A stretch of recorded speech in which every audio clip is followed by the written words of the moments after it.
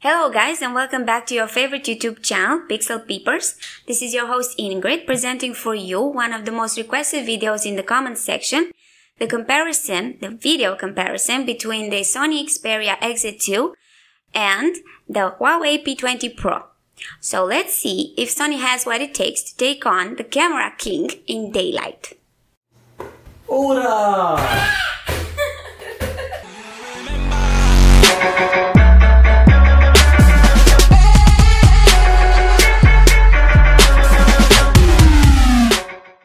You know what I'm about to say? Like, share and subscribe so you won't miss any of our future videos.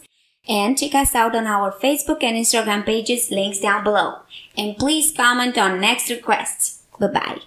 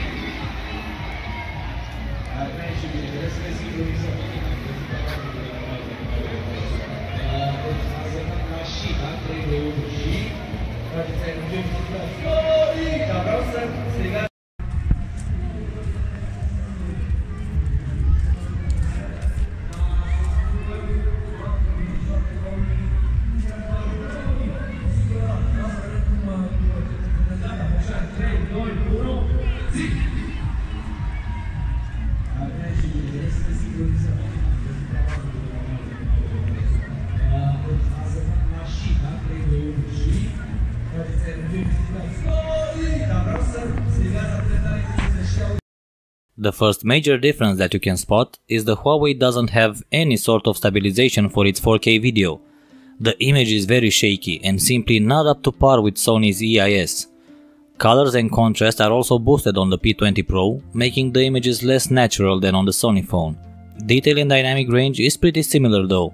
As for the sound quality, I would give Sony the win here for clearer and louder sound.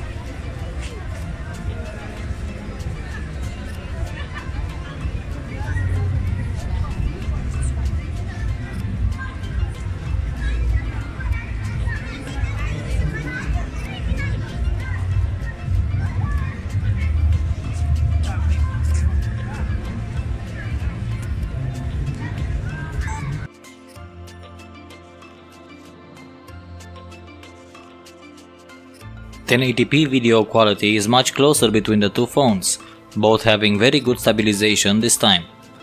All other characteristics are kept from the 4K video, with Huawei boosting colors and contrast for a much punchier image and Sony keeping its images flat for a more natural look.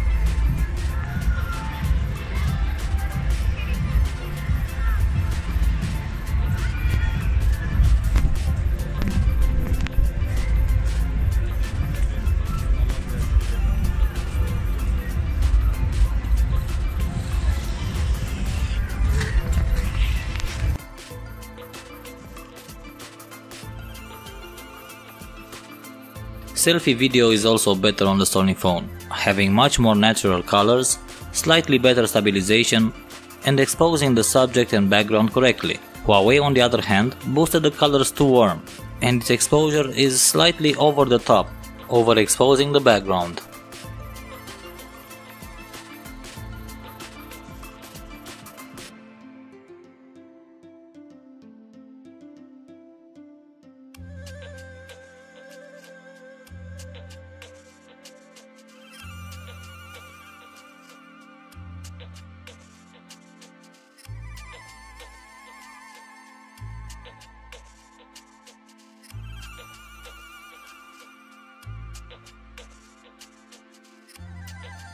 Finally reaching the slow motion video, Sony again is the better performer here. First of all, it can do 960 fps in both 1080p and 720p, being the only phone in the market that can do such a thing.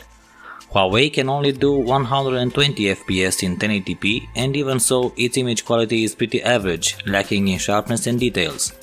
Comparing 960 fps in 720p, Huawei catches up to Sony, delivering an equally detailed video and with more pleasing colors.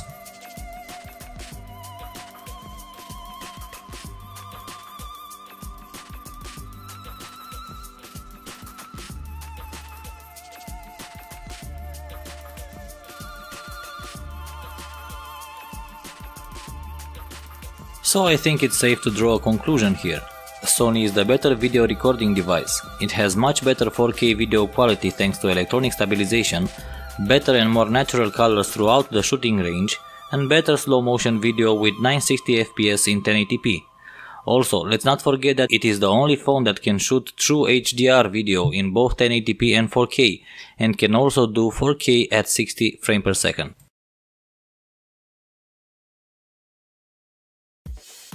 We are going to start our photo comparison with two sets of manually enabled HDR pictures, and the differences are pretty obvious. Huawei delivers a pretty strong HDR look to its photo, over-sharpening and increasing the perceived detail in places where it wasn't supposed to, like the sky. Sony has a softer and more natural look, the HDR effect not being present, but where it is light years behind the Huawei is in preserved detail. Look at the writings on the building in the background, look at the writings on the totem, or the lights on the stage. They are much more detailed in the Huawei photo. Its 40 megapixel sensor produced a sharp 10 megapixel downsampled image. In the next HDR set of photos, the phones delivered much more similar results. Huawei has toned down its HDR look with a more natural and soft sky, and surprisingly, it has even better color reproduction. Sony delivering a slightly warmer look, with a warmer tone building and bricks. Even so, Huawei again delivers more detail in its photos, but as you will see in the future photos. This advantage it has over the Sony is only apparent in HDR photos like this. Now that we are done with the manual HDR photos that nobody is gonna use, as Sony has the backlight preset in its superior auto mode and Huawei really doesn't need the HDR thanks to its very wide dynamic range, let's continue to picture shots on the auto modes. And we are going to start by comparing the two resolution settings from the Sony for superior auto. As for Huawei, 10 megapixel shots with Master AI on and 40 megapixel shots with no software assisted trickery. First, I would like to debunk a myth that some Sony users really began to believe, that 90 megapixel shots are much better than the 20 megapixel ones. In my experience, this is not the case. It is true that 19 megapixel shots give you more resolution and space to crop your photos, but as you can see here, there is no gain in detail, nowhere in the shot. But the downside is that 12 megapixel shots have less noise, exposure values being just the same as ISO 200 for both photos. But let's compare the Huawei shots. And immediately we can see 40 megapixel photo was shot using a much higher ISO value, but noise is not an issue. As a matter of fact, the 40 megapixel shot has even more detail than the 10 megapixels photo with better colors too. But between the Sony and the Huawei photos, I think that surprisingly Sony delivers slightly more detail even if its photos have more noise. Moving further to the next set of pictures, this time Master AI in the 10 megapixel photo messed up the colors in its greenery preset, boosting the vibrancy of greens way too much, making the photo look unnatural. The three other pictures have the same color representations. 12 megapixel shots for Sony again has slightly less noise than the 19 megapixel one, And again, Sony photos seem to deliver ever so slightly detail in the leaves than Huawei 40 megapixel shots.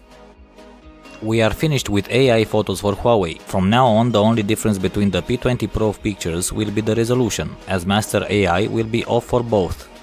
Let's check out the 4 shots and see how the phones handle noise in solid colors like the sky. And no surprise here, Huawei is the better phone, its noise reduction algorithm being superior. And not only the sky, look at the flags too. Sony shots have more grain, even with a similar ISO value of 50 against the 64 ISO value of the Huawei. Exposure is also slightly better on the P20 Pro, delivering a brighter image but not by much. Moving on, there are no major differences here. Sony's photos still are slightly more noisy, but they have better greens in the trees. Huawei's 40 megapixel shot is a bit underexposed, crushing the shadows and maybe a little softer than the other 3 photos.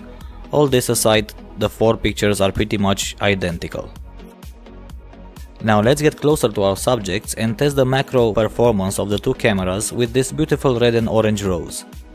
At first sight, no major differences here, maybe just in colors where Huawei boosted up the vibrancy. Another minor difference is the depth of field, Huawei being more shallow with better bokeh.